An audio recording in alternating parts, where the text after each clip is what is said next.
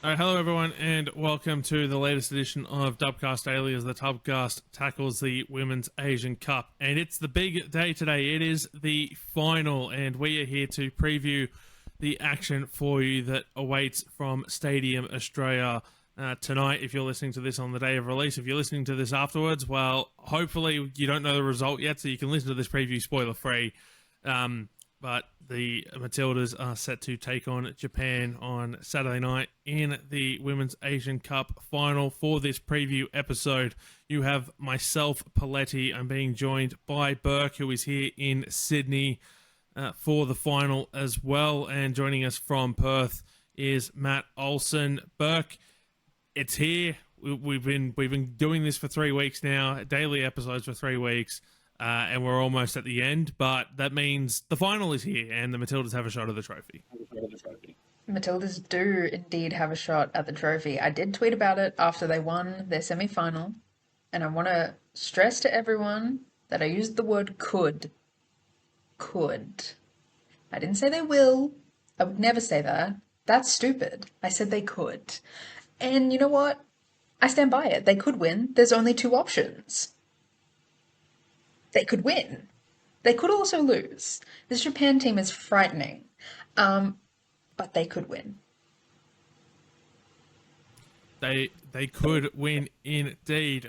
Matt Olsen, as Niels Nielsen put it in his pre-game press conference, both sides have a 50-50 chance. They're either going to, that either side is either going to win or they're going to lose. But you know, he also said some funnier stuff than that as well. Nielsen's character aside, I would just like to point out that, look, if either of you are into your sports betting at all, I've had a bit of a look at the markets just to see what the vibe is like here in Australia, right?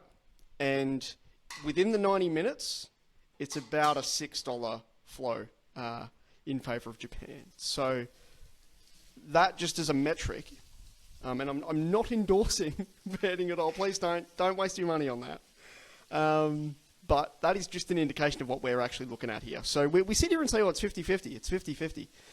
Yeah, in 2018, the Matildas were favourites. And, of course, I've been pumping up everyone to sort of go and check out what was unique about that tournament and the fact that it kind of spurred on Japan, which is a whole other dynamic. I mean, we were ranked 4th in the world at the time. We had just beaten Japan at the Tournament of Champions in the USA in the lead up to that, and it went awry, right?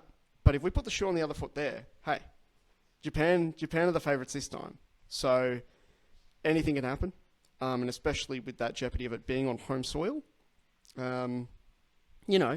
I'd like to think anyway that Nielsen is making all these funny comments just naturally because he's a very flamboyant and interesting person, but also because there's probably an element of, I have no idea how to address this room full of like 80% Australian media, so I'll just go out there and be myself. And I wouldn't want to be too sort of giddy and excited about the prospect of Japan going to lift silverware either, because anything can happen on this battlefield. And the thing I find with the rivalry in particular, unlike the men's football where games have typically flowed one way or the other, and more often than not in Japan's favour.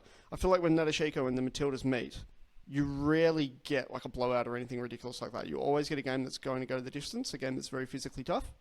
And the record backs that up. So I'm inclined to say that it is going to be very exciting, but I think the element that we're not really 50-50, we're more 60-40, maybe a 70-30 even. That for me is what's exciting about it. I don't know how you guys feel.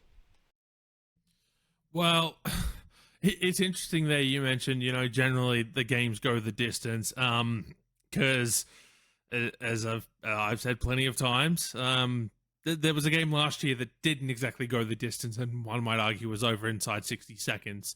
That 4-0 loss at the She Believes Cup.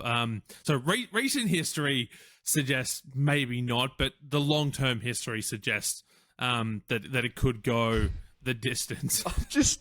I've actually completely forgot that happened when I just said what I just said. And I don't blame you whatsoever. I have tried to get that game out of my mind, and I have been unable to do it. I mean, like, yes, there is that. But there is also, you know, the Matildas have been waiting for this, and they've been working towards this final.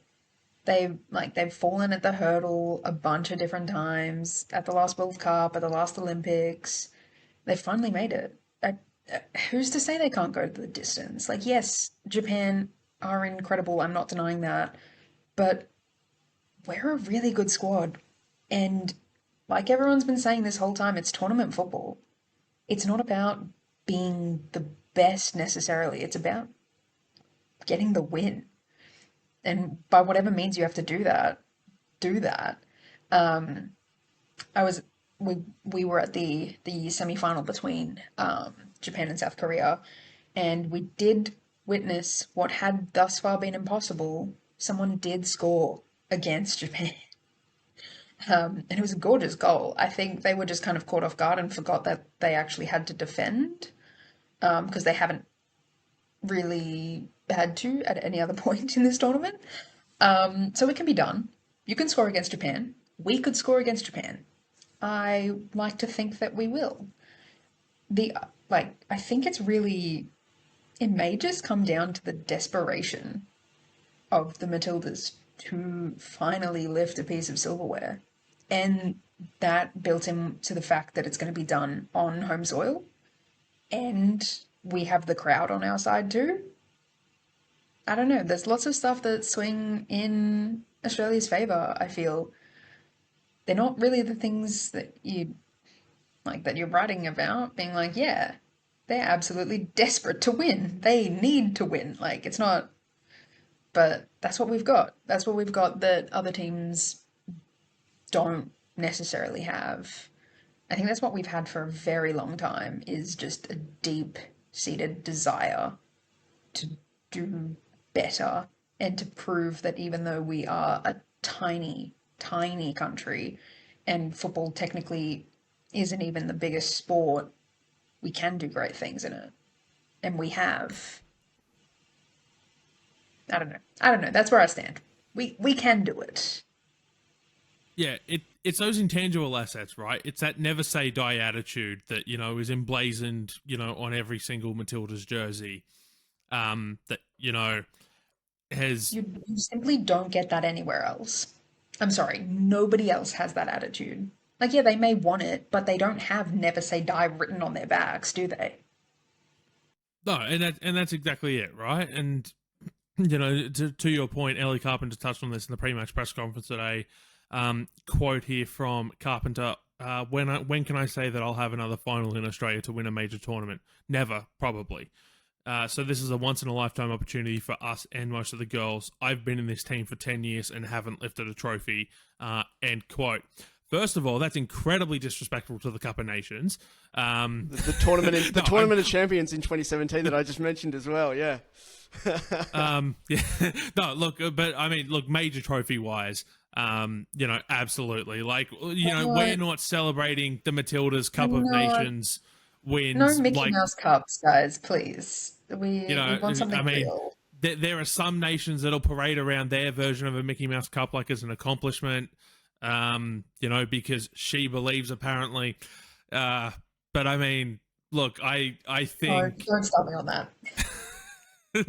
But look, I think, we saw this side get to the semifinals in 2023.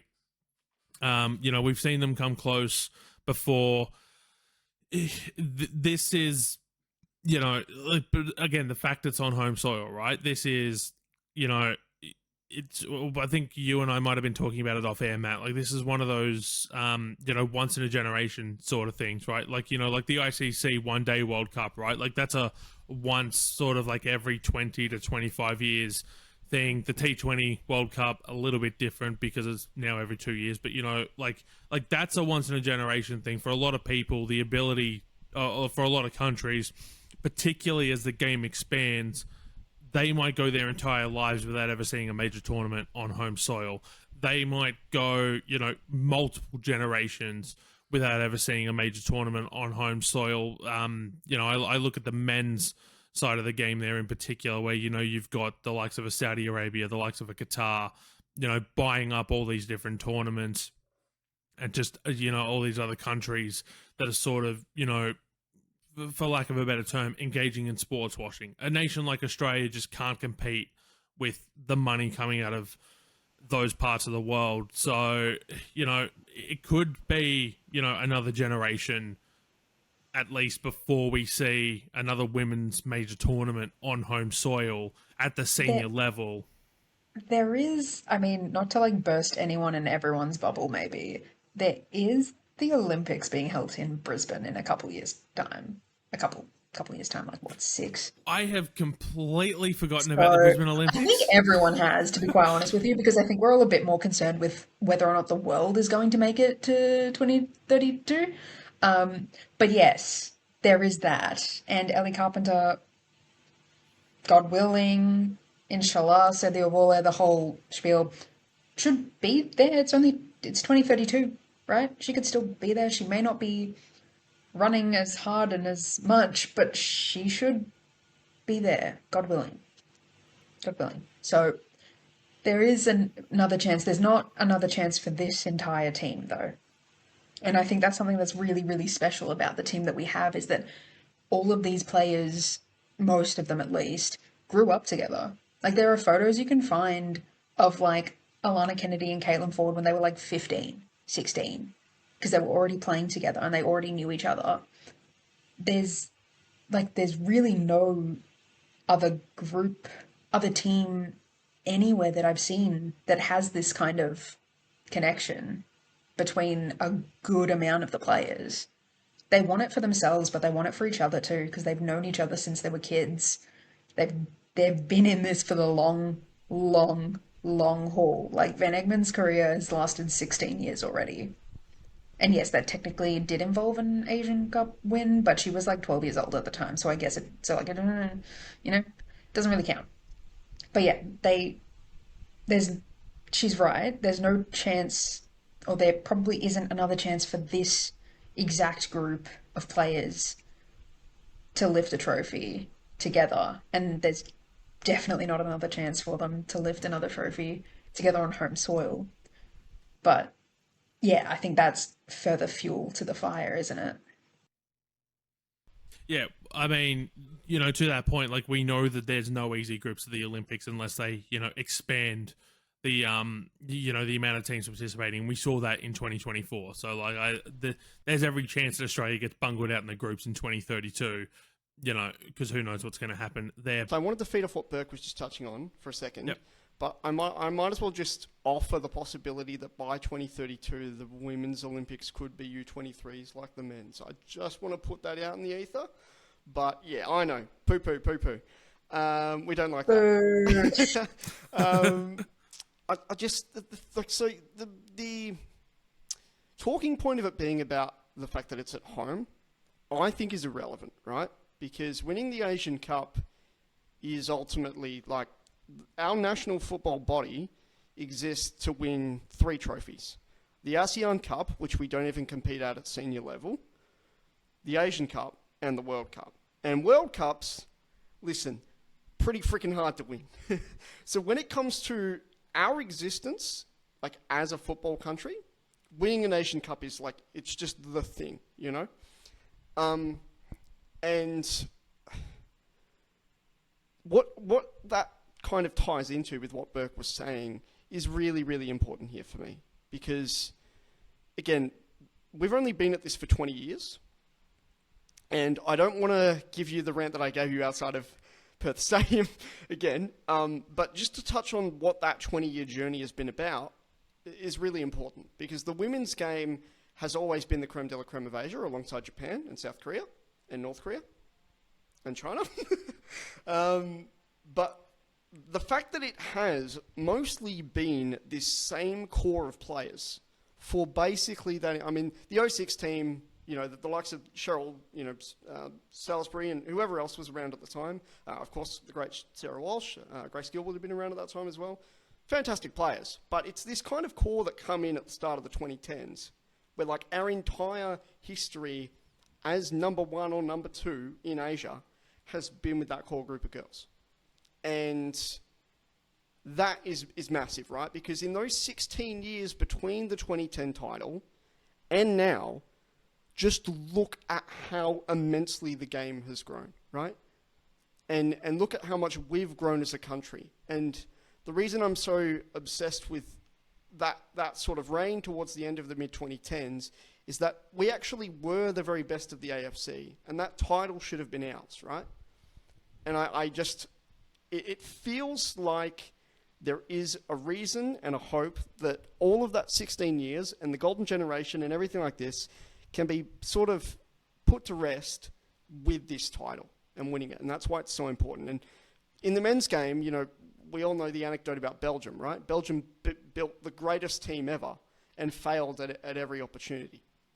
Now, I don't regard 2023 as a failure. No one should regard 2023 as a failure, because making a semi-final was like the biggest thing ever in Australian football. Who cares that it was at home? And it's the exact same. When we look at the men's team and winning the 2015 Asian Cup, who cares that it was on home soil? That was something that we really needed to do to stamp our authority and make sure that we were the very best. So for all the talent that Japan has, and you know what? Japan, like, they obviously culturally approach sport in a very different way, but they can say the same. When we fast forward 8 years, 12 years, some of these players are still here. Kumagai won the World Cup in 2011. She's still in the team.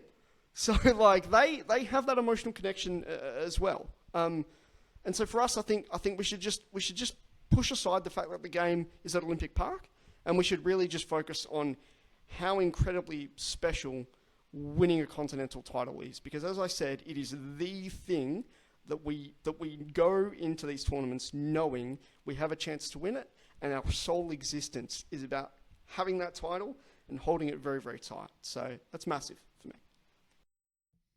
Yeah, I completely agree.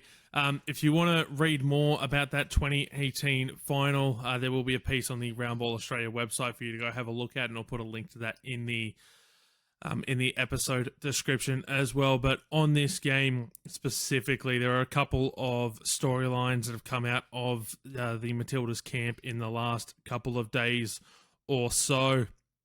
Burke, I'll start with you. When we recorded, myself and Matt Olsen on Tuesday night, we did so not long after full time, so we didn't have a chance to listen to Joe Montemurro's press conference before we recorded. The reason he came out and said that the reason Hayley Raso didn't play was because in the game against China was because the game didn't open up in quite the way that he thought it would, and so he decided to save her for the final. But that means that Hayley Raso was fit to play and could return to the starting lineup. I think a game like this could definitely use a player as tenacious and sort of physical as Raso. She's really not scared of anything or anyone, despite the fact that she has every right to be after everything she's been through. She just doesn't have self-preservation skills in that sense, and I respect her for that. Yeah, I really think she could make a big difference in this game. But there are plenty of players that I'm expecting to see make, or that I'm hoping will make, a big difference in this game. But I can definitely imagine Raso starting. It's such a lovely thing to be able to say, yeah, Hayley Raso starting, and then Mary Fowler's going to come in. Like, how good's that? How good's that? Well, if there's one person who knows what the likes of a Mary Fowler is capable of, it is Niels Nielsen.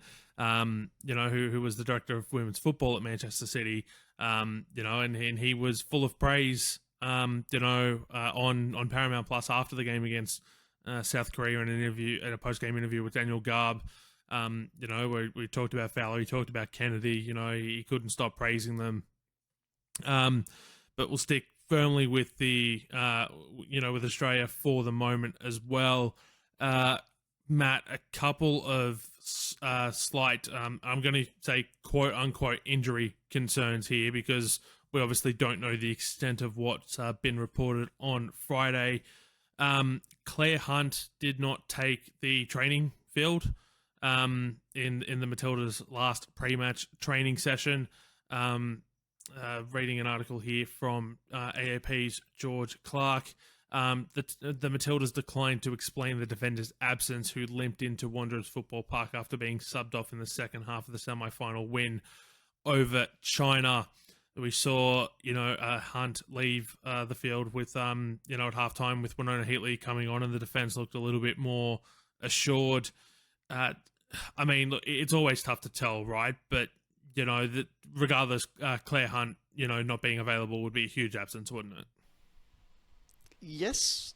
Do I think it's like a problem position for the Matildas? Not necessarily. I think there are bigger absences that the team could have. That being said, we are playing Japan, so maybe actually being able to shore things up, I guess, now that I think about it with context, maybe it is actually a pretty big miss. Again, for me, though, I don't know. I mean, the likes of Heatley, like, it's a pretty good spot for depth as well. I'm just trying to think if she's played in any of those sort of bigger games for the Matildas. I don't know that she has. And so I think that's maybe a spot of weakness. But then again, playing in a position like that, I think it's more of a one-to-one sort of battle with who you're up against, right? And that's dependent on sort of tactically how Japan kind of set up.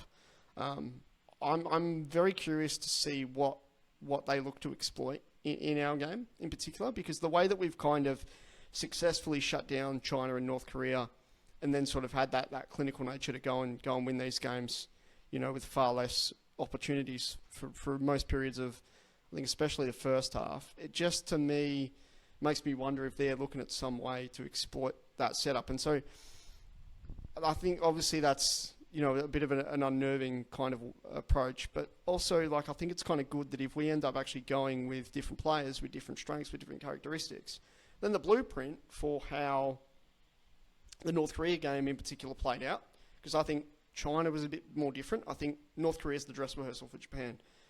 Playing a uniquely kind of different setup there, I think is beneficial. I don't know how you guys feel about that, but I kind of see it being almost a net positive. And again, we have the depth. It's a position where we have the depth. Well, Burke, we saw, as we said, Winona Heatley come in for, Claire Hunt in that game, partnered with Steph Catley on the centre of defence, along with Caitlin Torpey on the left, Ellie Carpenter on the right. Torpey having a heck of a game against China, something that I think that Matt and I potentially neglected to mention a lot on Tuesday night, but I think we sort of what Matt and I did was take more the Matildas have made the final approach rather than breaking down the performances as a whole. So still very solid options defensively, regardless of what Montemurro wants to go with, right? Yeah, I mean, we've got Winnie, we've got Claire Hunt if she's available. We've also got Charlie Rule, who's had a great showing this tournament so far. We've got, who else is there? Jamila Rankin, worst come, like, Courtney Nevin still. Like, there's long gone are the days of, like, the 2020 Olympics, whenever it was, when we were just, like, one defender and a dream. Those days are over. Thank God. If you weren't around during that time, I'm so jealous. Simply because you didn't have to endure the suffering that we all had to endure. Obviously, it was worse for the players because they were playing a defensive line of one leg and a dream. But it was bad for us too. Like, thank God it's over. Thank God it's over. Yeah, there's options. There's options. Yeah, and I think that's really great. Honestly, I'm so glad Joe has such a headache. Really, because this is not something that we've had before. Like, head coaches have had headaches, but not for this reason. For the, in fact, exact opposite reason. So, yeah, I feel very relieved knowing that there's actually, a good handful of players. Alana Kennedy even, because that's what she was doing in the last game at different points, because she was playing the defensive midfield role in the 6 or whatever the hell. And at various points she would just step back and they'd just be in a 5 back. And you know what? I love that. Because it gives us a real versatility in formation in real time. It's not something that has to be communicated. It's not something that they have to be like, okay, now we're going to do, like, it's not like Joe has to tell them from the sideline. They just know they can do that because Alana Kennedy has been a centre back for 700 years and is now moonlighting as a defensive midfielder that scores 100 goals. What a life! What a life we lead! What a world that this is the football we get to watch. Yeah, so there's plenty of options. I mean, there's also Katrina Gorry, who's hugely defensive in her midfield position. Cooney Cross can do it. Like, don't make Van Egmond do it. I swear, please, please. And I say this with love in my heart. Please don't make her do that. We don't need her to do that. I've just listed 800 other people that can do that, please. Yeah, we've got options. We've got options.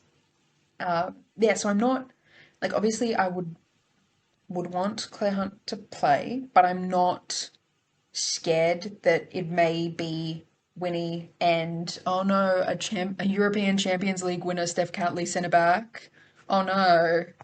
Oh no, Caitlin Torpy, who's been playing out of her mind on the left. Ah, I'm terrified. Like, I'm not scared of that. I'm scared of Japan, but I'm not scared of our defense anymore.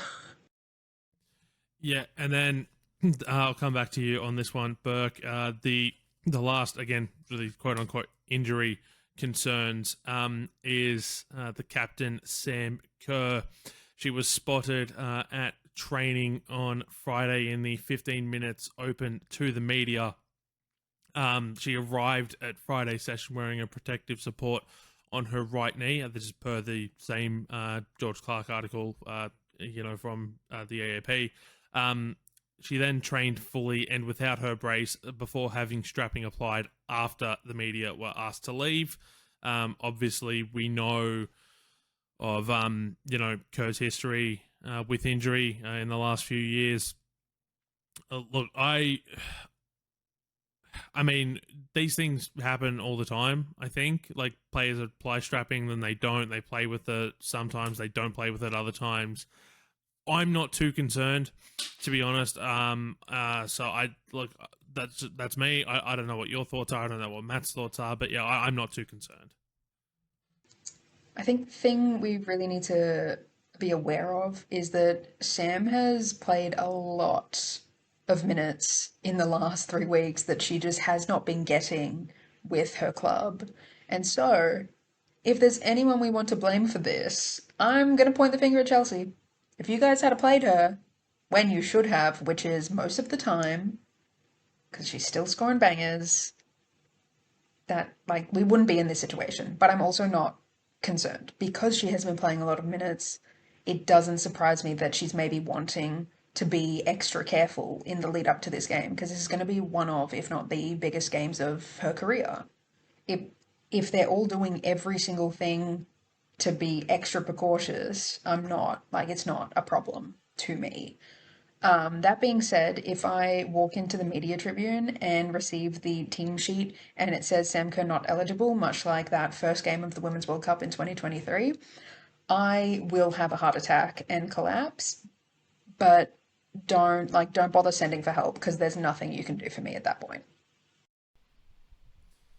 Matt, your thoughts? Yeah. When we look at how the World Cup campaign broke down, I think the biggest thing that really struck us all during the England semi-final was these players have not played this much football in that short an amount of time before.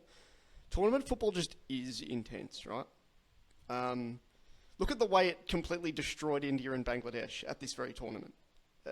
It is worth noting that, like, it is not normal to play, 6 or 7 games across 2 weeks, right? Like, your body is just not supposed to go through that. And when you're looking at a lot of these senior girls are on the older side, the one drawback to that is Sam just somehow made it work at the World Cup, and I get a similar kind of inkling here. You don't even need to necessarily be starting the best player. I mean, not starting, bit of a red flag, right? But you don't necessarily need to be starting these players if you can actually bring them in and bring them in at their best. Because was it the Denmark game in the round of 16 where she came on as a sub and everyone went berserk, So if it's like 0-0 second half and that sort of thing happens, we're all gonna like. I can imagine physically in the stadium how it's going to feel, right? So, yeah, I'm not worried, but I think like Burke there, if you see the signs coming out initially, yeah, we're all going to collectively have a heart attack, a stroke, gangrene, whatever else we might catch in that time. Yeah, so that's perhaps something to keep an eye on. But like I said, I don't think any of the three of us are concerned. I'm not going to ask any of us to do a predicted 11 because I don't think Joe Montemuro knows what his 11 is at this point. So we're going to end the Australian portion of this preview with one specific question. Matt, I'll go back to you first. How does Australia beat Japan? I think again, it's one point that I've consistently made. North Korea was the blueprint, right? I think that ability to score early and kind of shock them a little bit is going to be crucial. But if we're also able to kind of see the game out a little bit, then it's a case of maybe relying on an impact sub or something like that. Again, if it's 0-0 second half, I'd imagine there's going to be one player there to create the spark. Maka has to have, as if the World Cup quarterfinal wasn't her legacy game, she needs to, drink a couple 4x golds and go beast mode for us. It's going to require like just the biggest defensive masterclass, and I think they're going to be so buoyed up for it. You would hope so. Of course, let's not forget we've got the great Rico Uweki versus Alana Kennedy Golden Boot showdown. So let's not forget that. And I'll tell you what, if there's like a set piece or something, and she scores the opener, oh my goodness me. But look, I think it's just obvious. You need to either have that 1-0 lead or be in a position where you've really nullified their attack. So I'd say the blueprint's there. It's been set out for us. But is that something that Nelson and Japan could then use to their advantage? Only time will tell.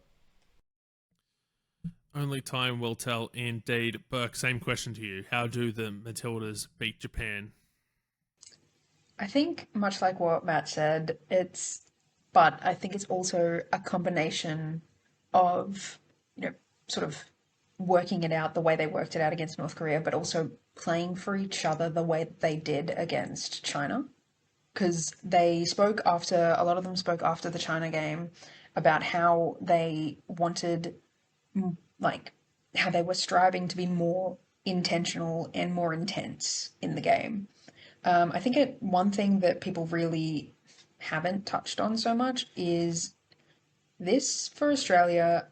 I think, my opinion, this does not reflect the opinion of the round ball Australia at large. My opinion, I think this needs to be a really physical game from Australia. Because that you can't tactic your way around Caitlin Ford pulling almost an NRL tackle on you. There's no tactic that undoes that. I need her, I need Razzo, I need Gori to just absolutely body these people. Sorry, Japan. But I feel that's what has to happen. It does also have to be a defensive masterclass, as Matt touched on. And yeah, Maka needs to have just another one of the games of her life. She seems to like doing that on home soil, so I have my fingers crossed. It just needs to be sort of the intensity that they played with against China and the sort of the way that they kind of broke down North Korea in the same game, which is, I think, what I hope they're trying to do, but that's what it seems like. That's what I think, with a nice touch of some serious physicality. There's nothing left to lose. You can get a yellow card if you like, guys. In fact, I would recommend it. Well, I mean, we know the red cards have been lacking at this tournament. We literally said that on the podcast yesterday. So what is or isn't a yellow card? Maybe up for debate.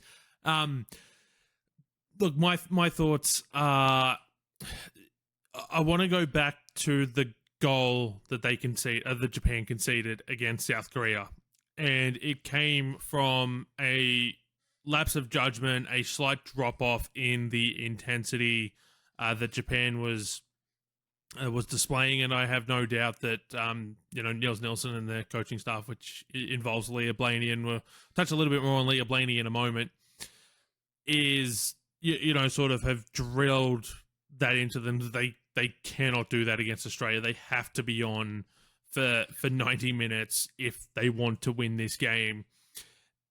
Should there be any sort of lapses in concentration, easing in the pressure for whatever reason, the Matildas need to be able to identify that immediately and take advantage. And I think that's how they do it. This is going to, as you both touched on, this is going to be a defensive masterclass.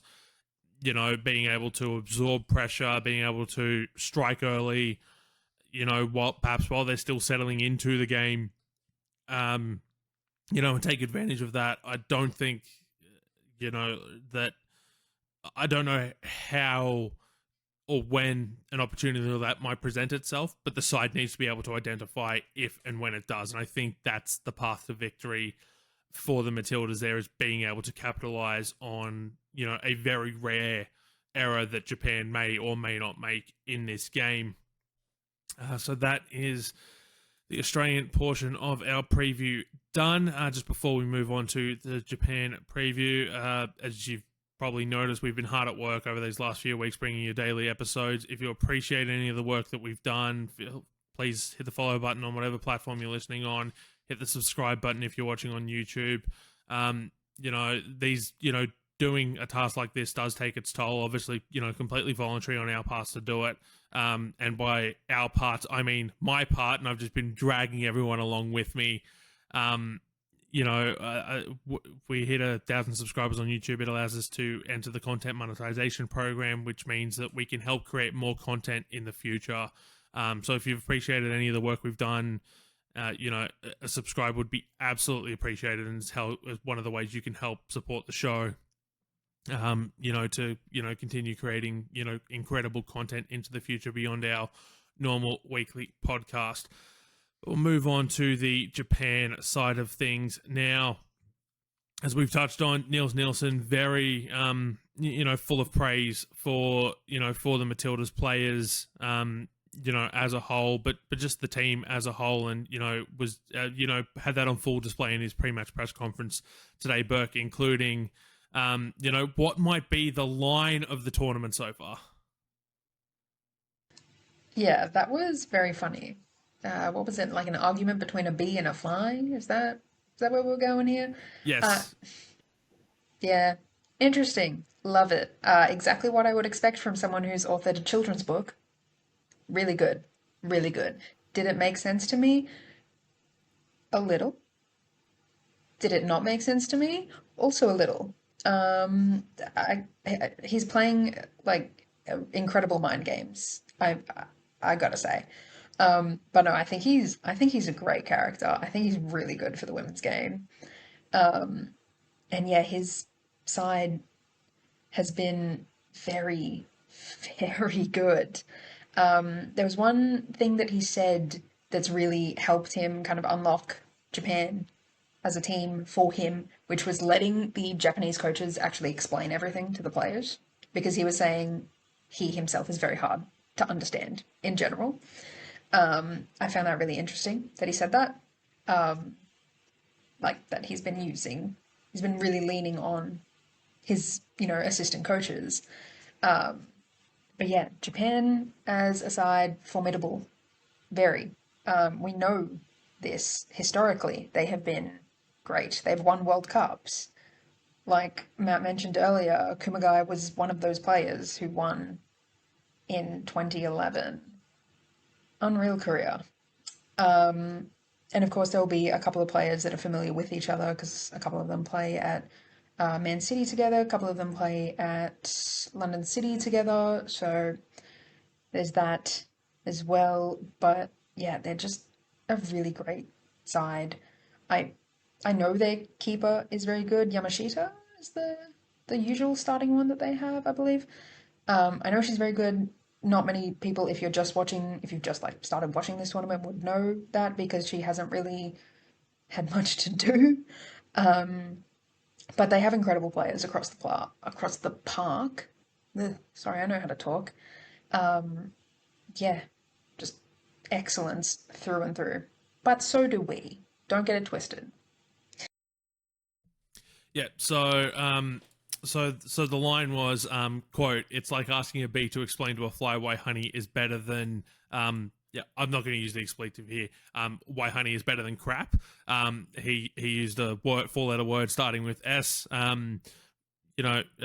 Sugar honey iced tea, I think, is the best way I can explain it without swearing on this particular podcast. Because it was triggered by a question of, who's the favorite going into the final. And that's where, he also brought up the idea of the 50-50, both sides can win, both sides can lose sort of vibe. He's an interesting character, as Burke touched on, Matt. He wants to record a song when this tournament is over, with a player. Actually, I'll put a link to that in the show notes, the description as well. Is the article that he did with AAP's George Clark, because it was a good read, and I would highly recommend checking it out. So I'll put a link to that in the episode description as well. Niels has been full of praise, for the Australian side over the last few days. Whether that's mind games or whether he genuinely believes it is another question. But he's an eccentric character, Matt, and it's just so hard to get a read on him other than he's a really good coach who's got Japan playing some of the best football they've played in years. And from a background where he's been at the very best throughout Europe as well. See, I believe that in the same way, so we talk about the 100-year vision, right, with the JFA. To the best of my understanding, that also it's also been applied to the women's curriculum the same way it has the men's. What honestly scares me is that Japan have executed foreign influence in their game really, really well. You'll notice it if you watch a lot of J-League on the men's side, that where you used to be like super, super reliant on your Brazilian players, your Colombian players that were being imported into the league, they can just straight up run through the divisions with teams full of Japanese players. And it's only a year or two before those players are becoming Bundesliga and Premier League stars in of themselves. In the women's game, I feel that there's been the directive to get someone like Nielsen brought into the setup so as to sustain the European influence and those European transfers for the Japanese players quick smart. And then the aggression with which the transformation has taken place is honestly scary, because the entire WSL feels like there's at least one or two token Japanese players in every team. Like I'm pretty certain their entire team or their entire usual starting 11 has at one point in the last 2 years. Some of them may have moved back home to the Japanese league or gone on to Germany or France or whatever, but the English influence on that team in particular, knowing that it's the best league in the world right now, is massive. And they don't really rely on the American system. They never traditionally really have. And I find that very, very interesting, because it was only really in about maybe 2015 or 2016 where it stopped being the best league in the world. And even then, there was not a lot of a Japanese influence around. So that's an interesting case study. Tactically, I would just like to point something out that's also very scary. Going back to the 20th of February, 2025, they played 21 games in that time. How many of those 21 games did Japan not score in? Take a guess. If memory serves me correctly, there was a game they played last year against Canada that they didn't score in. There was, I want to say, a game against a European opposition that they didn't score in either. So I'm going to say 2. I just brought it up here. It was 4-0 and 1-0 against Canada when they both played. So... Okay, so I'm thinking of a different result. Potentially. It wasn't Canada. Let me tell you, this team was not even the normal senior team, because it was the EAFF Championship. So the East Asia. So like we have ASEAN here, they also have the EAFF for East Asia.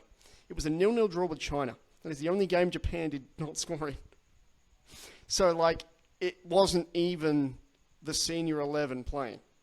Feel free to fact check me on that, but that's a year and a year and a month of football, and they've only failed to score once. So, yeah, look, it's scary. And we're sitting here going, oh, well, if we can get through the first half and it's still 0-0, it's honestly frightening. Poletti, you're checking those stats right now. Feel free to jump in. No, so I was right. It was a 2-0 loss to Norway in Spain in the Norway. 28th of October. So they failed to score. They failed to score twice. That was the game I was thinking of. There you go. For some reason, I thought one of those Canada games, but it was the window after. But yeah, so it was 0-0 against China, as you mentioned, and there was a 2-0 loss to Norway. So it was 2. It wasn't 1, it was 2. Yeah. Sorry. But yeah, no, but still, regardless, like that is an insane run. That's 19 out of 21 dominance. games. Yes, So, like mental stuff. Yeah. There's teams, like there are, massive teams in whatever club league you're talking in that will play, 21, 22 sort of game seasons, right, at the lower end, and even they won't score in every single game, right? Like there'll be, there'll be sides who play 30 games in a season, 40 games in a season that will, not score in, what is it, like, what would the equivalent percentage be, like 95% of their games? Like, it's just insane, right, to go that many games and only fail to score twice. So, it is scary. What's even scarier is, of course, the fact that they've only conceded once this tournament, as we've already touched on. But it can be done. I think, look, for Japan, they've got to come out and play their game, right? I think, and I wanna highlight a specific moment from that game against South Korea. Burke, I showed this one to you because you were literally just arriving in the press box as this moment happened. You had a couple of delays getting to the stadium because of a late arriving flight, I believe, in Sydney. It was in and around the 8th minute of the game. Japan almost had the opener, and the play started on the left wing, and it had gone all the way over to the right wing and then into the 6-yard box in the space of, I want to say it was 7 or 8 passes, and South Korea just looked completely lost, not only because of the speed of the passes, but the swiftness and the execution of them. It felt like, okay, the ball's here. Oh, whoops, it's already gone. And so, but the South Korean players were still trying to shut down the player who had the ball at the other pass.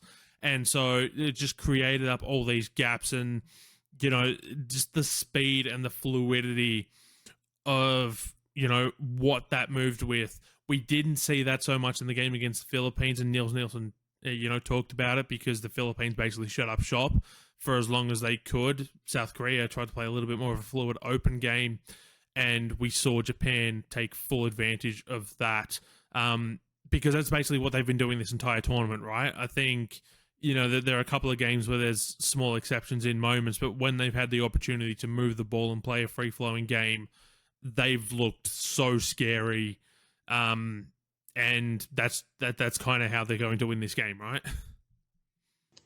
Yeah, I hope we make this a stop-start game for them. I hope this game stops every 30, 40 seconds. It'll be a horrific watch, but you know what? You've got to do what you've got to do. It's tournament football, as they've said. I think one of the key things that they do really, really well is, like you said, moving the ball really, really fast. It's like city football on steroids, but they're clearly not on steroids because we do doping tests all the time, don't we? I mean, unless they've got some, like, Deer, Musk, whatever business going on. I don't know. We'll probably find out if they have at a later time. But the other thing that I noticed the entire game against South Korea was that pretty much as soon as the South Korean player touched the ball, there was 2 Japanese players on them immediately. This whole game is going to be about awareness of where your opposition is, because there were also so many points where you could just see the open player at the back post or making the back post run completely free. So yeah, as we were saying, it's going to have to be a defensive masterclass because they'll catch you slipping. They'll catch you asleep at the wheel, and you won't even have been aware that you were asleep at the wheel, but you were actually like in deep REM. So be aware. Be aware. That's all. That's all you can ask, really. Because they are just so quick. There was something that Fujino said at the post-game conference after the game about how they spoke about developing a real understanding with each other as players about where they could put the ball and where they knew their, teammates were going to be. You've got to be on. They've got to be something more than on. Is there a level above that? They've got to find it. They've got to find it because Japan are just too well drilled, and they have such a good understanding of each other's game on the pitch that it makes them an incredibly hard team to deal with. But regardless of what you do, if you play free flowing, if you shut up shop, they find their way around it, mostly because someone makes a mistake somewhere.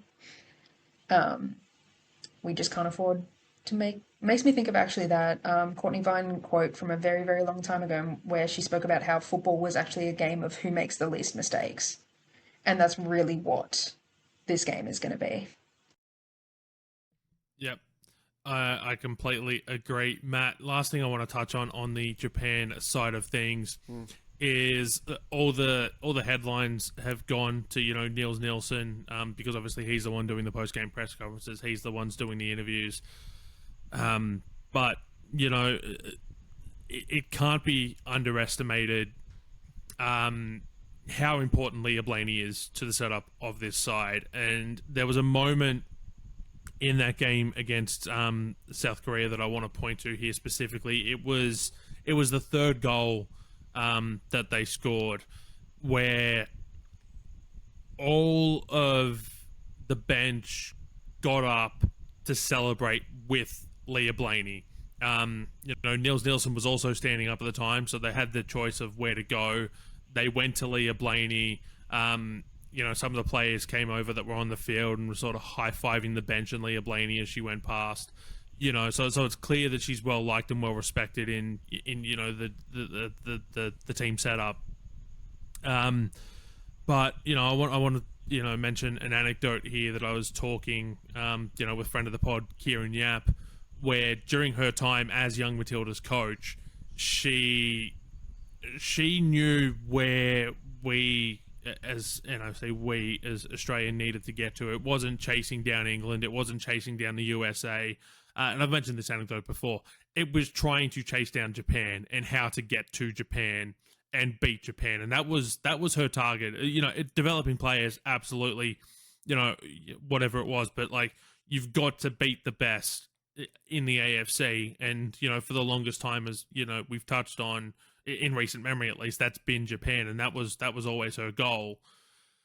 So if there's one person who knows how to break down an Australian setup, it's going to be Leah Blay, because she knows how to set up an Australian setup to try to take down Japan, and now she's on the opposite side trying to do that. Leah Blaney's influence just cannot be understated here. It's an interesting case study actually, and I find it's not talked about enough why our youth women's teams by a global standard have been so underwhelming.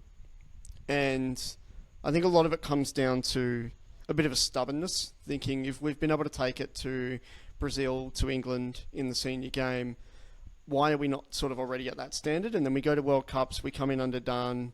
I remember that campaign in Colombia very well. I covered it for a different outlet. And it was a disaster. But I always felt that none of that was directly to do with Leah, and it was more of a systemic kind of problem, right? And I think it's clear that she always had a very deep understanding of the game. And it says a lot that someone like her can come from a setup where Japan are consistently beating them by big scores. Even the likes of South Korea are, I want to say the U20s might have even had lost to Vietnam and these types of countries over the years. To come from that setup to then actually garner the respect of the senior Japanese setup just goes to show exactly how much of a visionary she's been, and exactly how crucial she is in being able to. I mean, that for me, the recruitment is about, we're going to get an Australian in here, knowing the tournament's in Australia, knowing Australia are the kind of one-for-one likeness with us in terms of those stars in Europe. How do we sort of topple them? And yeah, I think Leah Blay is going to have a big part in the Matildas losing if it does happen. Just someone that's been around the game and has spent a lot of time working her way through the system as well. You know, we talk about the isolation certain Australians can go under trying to make it overseas and things like that. But she's someone that's kind of actually really grinded and worked her way through the Australian setup to then come from, you know, our local game here to then being in the national setup and using that as her resume to sort of put herself forward. So it's a very, very interesting kind of case in that way. But yeah, I do honestly reflect on her experience being a bit of their secret weapon in that way, because I think for all the quality their senior players have and for all of that European influence we talk about, there's just a bit of that Australian grit. One thing I would also say is, and I think Burke's touched on this really beautifully, the physicality is going to be something that we know that the tournament has played out as it has. And we know that, again, to Burke highlighting it in the South Korea game, Japan's pressing was world-class, right?